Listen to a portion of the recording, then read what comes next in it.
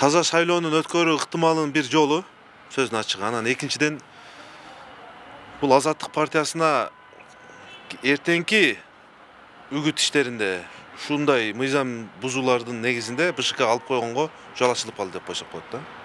Негизи. Эми ошол нерсе аныкталган үчүн анан ректор ишинен кетип атат да. Ошон үчүн сөгүш жарыяланып атат.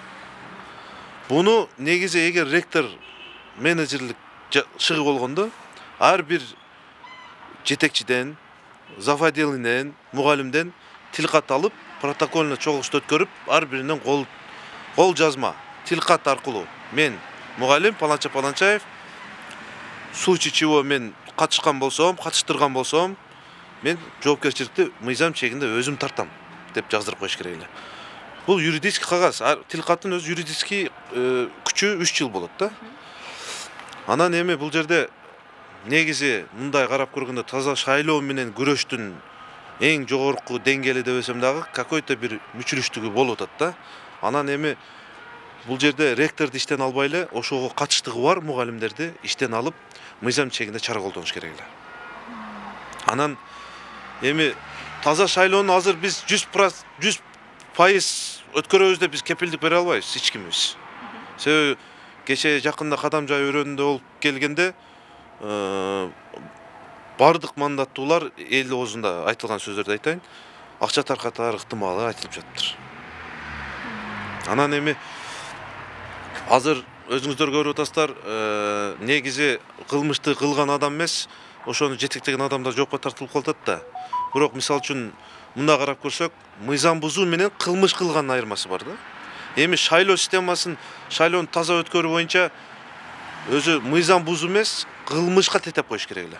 Кылмыш кылдыбы, ошо өзүнүн жазасын алыш керек эле да. Бул жерде кандайдыр бир политический жагы дагы бар да, саясат жагы дагы бар. Эми буну убакыт көрсөтөт. БШК кандай чечим кылат өзүнүн ыктыяры. Эгер саясий эрки болгон болсо, БШК ушунун негизинде дагы Азаттык партиясын четтетип койгон укугу бар. Эгер бул шайлоого байланыштуу иш аракетке өттү деп туруп ректорду кызматтан алган болсо, анда сөзсүз ошол площадьта студенттерди алып барган партия дагы жоопкерчиликке тартылыш керек болду сөзсүз түрдө. А эгер аны тартпайт бекен, демек ал ректорго да тийбеш керек болчу да. Бул жеке пикир ушундай. Бул жерде менин жеке пикиримде бир аз эрте чечим болуп калды окшойт да. Анткени ал жерде студенттер биз бир караганда бул студенттер мугалими зордоп апардыбы, анан кээде экскурсия сабагы деген сыяктуу кылып туруп аларды алдап апарды деген дагы маалыматтар чыгып атат интернеттен. Эми кандай болуп апарганда деле ошол деканга сөгүш берип же иштен алып аны ошо менен чектелсе менимче болмок да. Ректорго балким эскертүү берип ошону көзөмөлдөбөгөндүгү үчүн жалпы жоопкерчилик.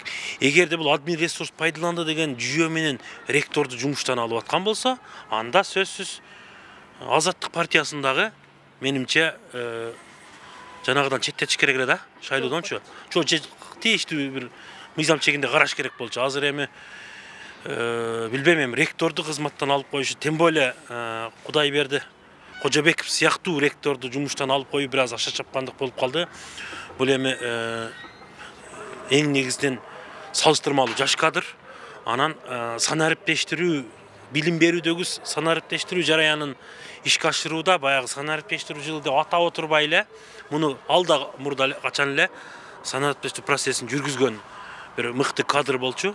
Анан ошол Каныбек Исаков мурдагы маркум ректор, инноватор, эң баягы ошмунун алдыга чыгарган ректордун дагы ошол ошму болушунда ал кишинин да салымы бар болчу, бирок бул Кудайберди Кожобековдун дагы түздөн-түз салымы абдан көп болгон да. Себеби бул сан ариптештирүү жаатында билим сапатын көтөрүү жана башка жаатта аябай көп жумуштар жасаган. Менимче